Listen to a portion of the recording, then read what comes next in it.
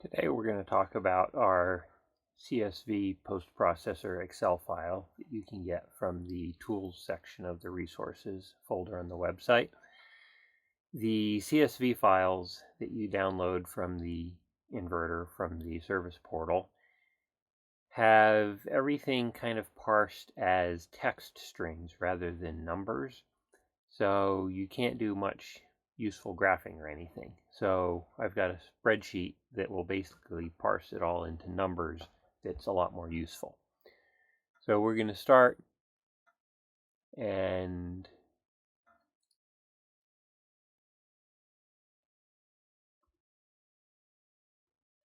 let's see, we're going to start by opening the CSV file.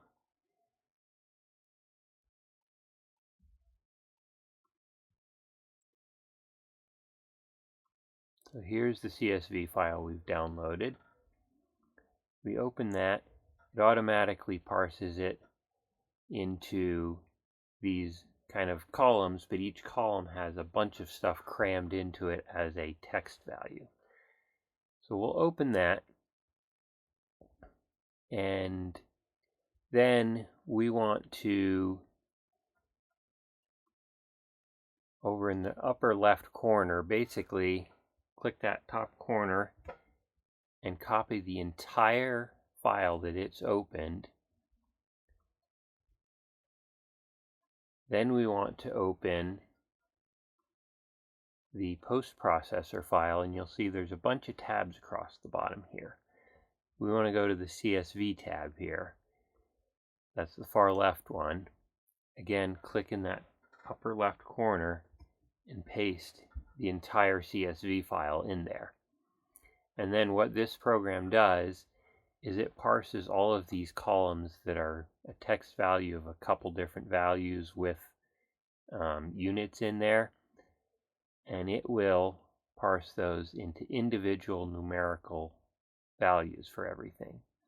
So now we can actually start doing something with that data, because it's in numbers instead of text. And there's some basic graphs built in there already, some basic totals. If you go to the results tab here, the processing tab is just kind of a lot of the background of it, pulling all that data out. Results tab here. The most interesting thing here is if you want to do any more processing yourself with the data, or look at the top, we see totals.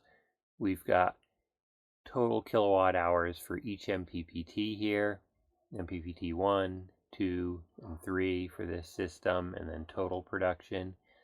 Scrolling across, we've got totals for our grid kilowatt hours.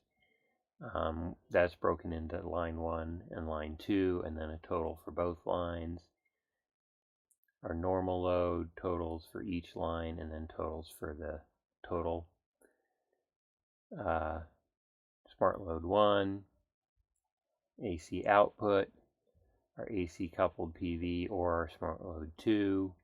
Again, everything's broken into line 1 and line 2, and then a total. And then also our battery. And then I've got a couple pages with some basic graphs to kind of see what is the system doing. Here we can see our grid import, our grid export, what our solar is doing, battery charging, battery discharging, and our total load. So you can see here we've got our grid import at night, it kind of drops off, and then we've got our grid export going on during the day, battery charging in the morning there, and then battery discharging in the evening. And in this case, you can see that our export, we've got a limited export rather than unlimited export to this particular intertie.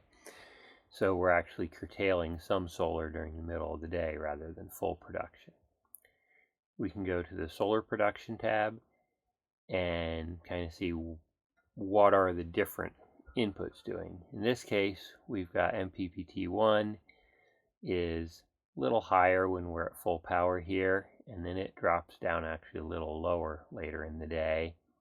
MPPT 2 and 3 are both the same. They're identical strings on a large ground mount. So you can see they're tracking. But you see differences in where your PV is coming from, whether it's coming from your DC MPPTs or your AC coupled input.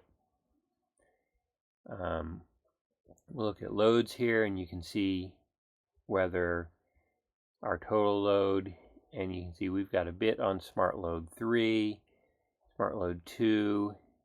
It's a little hard to see, but you can see these really large spikes are smart load 2. That's the EV charger. So we can dump the EV charger if our batteries get low and we're off grid. In this case, we're on the grid, so we're pulling from the grid for that.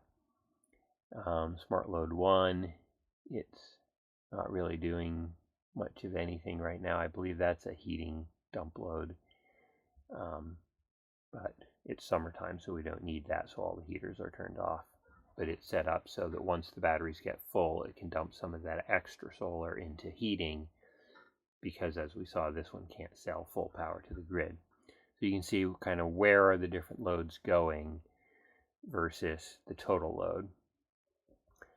Look at battery, and we can see our state of charge sitting at 50% here, and then charging up in the morning, 100% most of the day, and then it drops back down in the evening, back to 50%. This one has an evening time of use rate, so that's why we're using battery power in the evening. And we can see our total amps going in or out of the battery, and what battery voltage is doing during the day. You can see the peak right here where it gets right up to 100% and resets, and then kind of floats down to float voltage. The last one is imbalance down here, and that kind of looks at the amperage on each of the two phases for your total loads and also for the grid.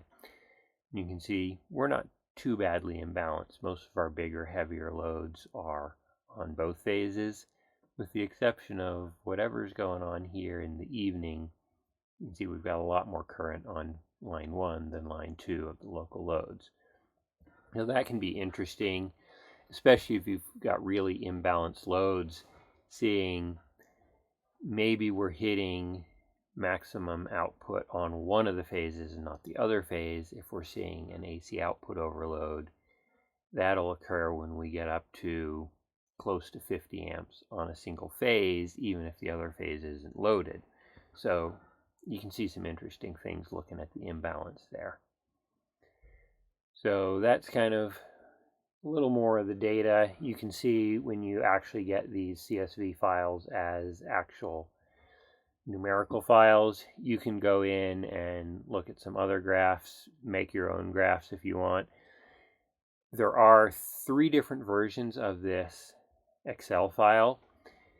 One of them is if you've got the Midnight Power or Solmax branded batteries, operating closed loop with those. This would also apply to any other batteries you're operating closed loop with, I believe. The actual structure of the CSV file is a little bit different depending on which batteries you have. So there's a version for open loop with lead acid batteries, and then a version for open loop with lithium batteries that aren't communicating with the inverter. So depending on which kind of system you've got, you want to pick the right file that expects the CSV format that you're going to get when you download it from the portal. Feel free to email us at support@sol-max.com if you got any questions on how to use this. And again, these files are up on the website under resources and tools.